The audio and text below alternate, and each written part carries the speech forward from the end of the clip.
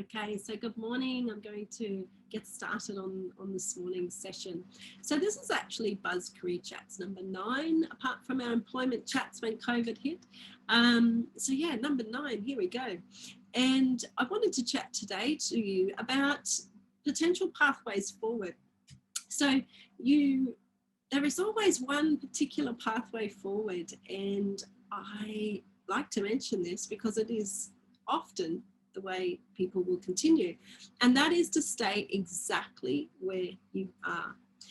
Now, you don't get the statistics like 70% of people are disengaged in their job without this being quite accurate.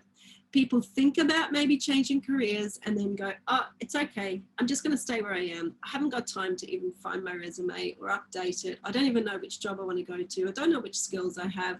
It's all right, I'll just forget about it over the weekend and turn up Monday and go back to the job. That probably sounds quite familiar to people. My job is to get people to work through that. But what I wanted to look at today is just sort of pathways forward. So there's lots. One is always stay exactly the way you are and make no changes whatsoever. And you know, some people, I have had the odd occasion where people have actually, well, for a little while, have decided to stay where they are, and then down the track they've made changes because it suits later on. So, but usually when people come to a career counsellor, they're wanting to make changes. So one is to stay exactly where it is. Another one is to consider study. Now, studying can be, it can be a degree, or, you know, formal training, formal education, formal qualifications, or it could be something like, you know, a certificate that can be done a lot quicker, or maybe it's perhaps getting like a skill, or, you know, that might just be a unit, or it might just be learning MyOb or something like that, that's sort of small and specific to what you're wanting to step into, but it's kind of stopping you from stepping into that new space. Or as I call it, tickets like licenses, or, you know, fork truck license, or a particular car license, or barista, you know, course, or you know, RSA or things like that to work in hospitality. So there's lots of different study options. So all the way from sort of masters to a Cert 1, which probably wouldn't get you very far these days. You'd be more likely to have a Cert 2 as a minimum, and any tickets or licenses in between. So that's an option forward. And I just want to mention one thing there. People say, oh, I'm not very good at learning formally. Please don't base it just on schools, because that was one way that you have learned, and potentially not the content that you actually enjoy. So consider if you are willing to study, what level are you willing to study at? Would it be face-to-face, or would it be online learning, depending on your commitments, or depending on your style of learning? But also depending on, you know, these aren't always free. They're not always HECS where you get to pay later. So your higher end degrees is usually set up with HECS, depending on which university, but usually delayed fees. So once you start working, that's when you pay it back. But a lot of courses are up front. You might need to pay $5,000–7,000 for, you know, a certificate or a diploma. So consider the fees and how much that's costing. Are you willing to, you know, are you in a position to fork out the money for that?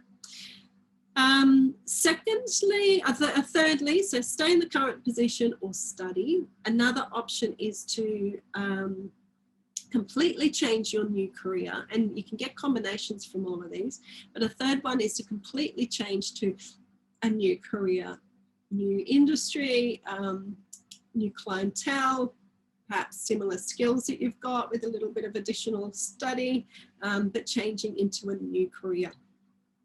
Another one is to go across into self-employment. Now that's always an option. Where I live, you know, there's a lot of professional jobs that don't exist. And so self-employment is something that people often tap into. I think COVID has changed that a little bit, and we're looking at, you know, a lot more sort of consultancy or self-employment where people are, you know, working all over the world. I just posted today an ad that said, from Mel Robbins, if you've heard of her, sort of motivational speaker. she's looking for workers, and she said, I don't care where you live. So you could potentially do it remotely. So a lot more of those opportunities are coming up, which means you could be an employee, or you could be self-employed and sort of consult to different companies. So self-employment is another option. Another step forward is to look at volunteering or job shadowing. Now, this is brilliant if you are out of the workforce and you're entering back in. Volunteering, job shadowing for career exploration, to sort of get a bit of insight into an industry or a particular role or career. Stepping in for a day even will give you huge amounts of insight. I can't recommend it enough to actually kind of be in that space. Are these people my tribe? You know, you get to see the sort of back end of jobs. So volunteering, relocating. Now that's a big question to ask, because often you're then limited. You know, we're trying to sort of eliminate, we're trying to bring it down to all the careers in the world.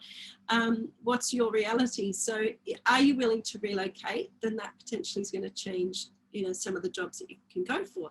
For example, people in mining, I don't want to do FIFO anymore. Okay, are you willing to do this type of role? No. All right. So you're probably going to have to keep doing mining. So some jobs are very sort of location specific, or you might need to be in a city, or you might need to be near a port, you know, so sort of around Australia, depending if you're in logistics or something. So am I willing to relocate is a very good question to ask before you even think about what sort of career you're going for. Changing careers, but staying in the current workplace. So that's a really good one to tap into, particularly if it's a big organisation, even small as well. But can I stay where I am? That's easy. But change my role. I just got an email this morning about something that someone might be tapping into that space. So, you know, you can see the different roles within your workplace, and you kind of think, I'd be better off in that department, or I'd be better off over there doing that role. I kind of end up doing it half the day anyway, so I might as well step into it. Someone was doing, you know, lots of troubleshooting in tech, but they weren't the tech person, they were the admin person. So, you know, there might be a particular space you could drift into or come across to within that organisation, and that could be just a, you know, conversation with the boss or HR. You know, how can I come across into that different world? So you're staying with the same industry, you're staying with the same workplace even, but you're going to change your role. And a lot of people get to do this in acting positions, and they get a bit of a taste for 6 weeks or 6 months and things like that. So that's another option. So staying in the current type of role, but you're going to change the industry. So I probably did that in teaching. I went from teaching in primary schools across to teaching adults literacy and numeracy. So I went into sort of the vet world rather than the education department. So schools to vet, vocational education and training. So it's kind of doing the same thing. I was out the front, I was teaching, I was instructing, but it was totally different clientele, totally different employers as well. I had to do a Cert 4 to jump into that different world. So you could potentially sort of stay very similar, like some people might go across from, what was I thinking, even going across from sort of training to disabilities, or you know, retail to disabilities. I've seen people so sort of doing similar tasks, but totally different industry, which potentially changes your clients, who the clients are, who you're serving. Good question to ask. Apprenticeship is another way forward. What are you going to be, what trade would you be interested in doing? Apprenticeships usually last between 3 or 4, depending on the hours you do each week, because it's calculated on the hours, 3 to 4 years. And a traineeship is Cert 2 usually, maybe Cert 3, whereas an apprenticeship is Cert 3, maybe Cert 4 as the qualification you get. And a traineeship lasts 1 to 2 years, depending on the hours you can get done each week. And there are, I'm always mesmerised by this, bit of a plug for Busy at Work. No, I don't work for them. 600 apprenticeships and traineeships. Not necessarily in your area that you live in, but, you know, it's a little bit more broad than, you know, plumber. The ones I always used to get when I worked at a school was plumber, builder, electrician, and hairdresser. Well, that's only 4. And here is 600. So, yeah, there's a lot more potential apprenticeships. And I'm seeing a lot more of people who have trades and then come back and they want to do a degree and sort of step into the higher end of the sort of more management roles, business roles, sort of the head office or office space rather than on the tools. But then I also see the opposite. I see sometimes people have got that degree and they've, you know, sort of been in the management, but they want to actually start with the, you know, being more practical and hands-on, and they sort of feel like that would be more suitable. So I'm seeing a bit of a crossover there, which is just brilliant, because I think the two go together. No longer do we do degrees and vet. That's it. So anyway, apprenticeships and traineeships, that's a potential pathway forward. You do get paid to study instead of just, you know, 3-4 year degree with no money and a bill. So you don't get a bill, but you get sort of lower income. So if you know, having 3 years off and studying is not really an option for you, then maybe there might be something in an apprenticeship that you could look forward to. Internship, one of my students at the school I'm working at the moment mentioned this one. An internship is more about when you're already studying. You could potentially do an internship, which is basically like a practical experience, particularly when your course doesn't offer that. You know, teaching does, you know, social work does. There's a practical element, but some don't, and it's really good to get that experience. So an internship is when you do that placement while you are studying, or perhaps you've just finished studying or getting close to studying. Really good on your resume and great, you know, experience and knowledge. Sort of put things into place a little bit. So another, just as a combination. So then you can sort of look at, okay, from all of that, I could stay in my current role and do some volunteering while I explore, or you know, I could stay in my current role, drop back to 3 days a week and start a bit of a, you know, my own business, but sort of part-time. So you can look at combinations of everything I've just mentioned there. I could potentially change jobs to something that's more similar to where I'm heading, and, you know, do my study.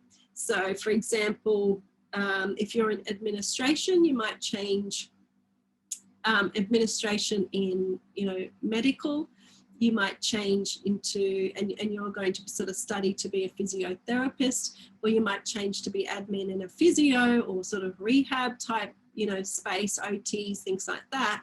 So you're in the right category, and then you're still doing the same tasks, but that's going to be in the new direction that you're heading. So you can change, stay the same skills, same job, change industries, and then, you know, pursue some study. So yeah, a big combination of those, you know, could be absolutely anything at all. Could be, you know, 3 or 4 of them. What I encourage my clients to do is to sort of write down absolutely everything on the table, and then we cross off what we don't want. We're definitely not going to do that. We're not going to do that. You know, cross a few off. We underline anything that's a potential. We might do it. If we really want that career, you know, we'll consider it. It's possible. And then circle what's sort of preferred, what you'd be hoping to sort of maybe do. And that's just a bit of a starting point, because then you can eliminate lots of careers. If you say, I don't want to do an apprenticeship, then you can eliminate 600 jobs. or careers immediately. You know, so it helps to sort of bring it down so you can focus on where you want to head. But a really good task to do is the pathway options before you even think about what career is right for you. Just what are you willing to do? What am I willing to do in order to step into my new career? And be realistic with yourself, but also be a little bit open as well. You know, if you want change, it might be a little bit hard, might be a little bit uncomfortable. I've heard of stories where people lock themselves in a caravan every Sunday just to get a course done because they really want to change into that new career. So how much do you want to? How much, you know, drive are you going to have to be able to go through this transition period where it might be a little bit extra work? You might not get your weekends, or you might have to do some things at night time, or, you know, you might have to take a pay drop while you're sort of, you know, stepping into a different space, whatever it might be. What are you willing to do? And then sort of back yourself with that, and then look at what career is going to be suitable for you. That's a starting point. Possible pathways forward, and see how you go, and love to hear how you went. Okay, bye.